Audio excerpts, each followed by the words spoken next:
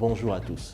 Alors, à l'occasion de la Journée internationale des droits des femmes, nous allons nous intéresser à 5 mesures phares mises en place pour promouvoir ces droits. Vous êtes prêts? Allons-y, c'est parti.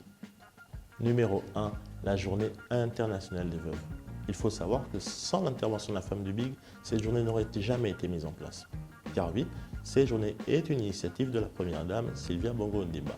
En 2010, un projet de résolution a été déposé puis adopté par l'Assemblée générale des Nations unies.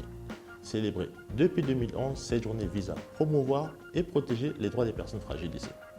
Numéro 2, la modification de 33 mesures fortes pour renforcer l'égalité homme-femme. En 2011, ce n'est pas une, pas deux, mais 33 mesures fortes qui ont été modifiées afin de renforcer l'égalité homme-femme. De façon concrète, les codes civils, pénal et du travail ont été modifiés pour renforcer cette égalité.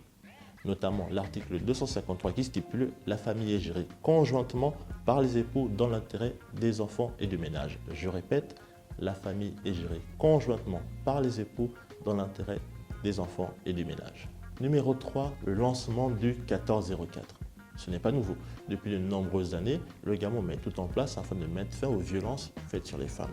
En avril 2021, la Task Force Gabon Égalité lance le 1404, un numéro spécialement prévu permettant aux femmes victimes de dénoncer les auteurs rapidement et simplement. Une initiative rare en Afrique qui a d'ailleurs été saluée par de nombreuses associations de protection des droits des femmes victimes. Numéro 4. Le lancement du centre d'accueil Gabon Égalité. En novembre 2022, le centre d'accueil Gabon Égalité a été inauguré en présence du BIG, de sa femme et de plusieurs membres du gouvernement. Destiné à accueillir les femmes victimes, il leur permet de se reconstruire durant des cours ou long séjour dans un espace sécurisé. Enfin, le numéro 5, l'Observatoire national des droits de la femme. Créé en septembre 2021 par un décret du président, puis inauguré en novembre 2022, l'Observatoire national des droits des femmes va permettre de suivre avec précision les résultats des politiques mises en place dans cet objectif. Ces nombreuses avancées ont d'ailleurs permis au Gabon d'être classé numéro 1 par la Banque mondiale en matière de protection des droits des femmes en Afrique. C'était tout pour ce débrief. Merci de m'avoir écouté.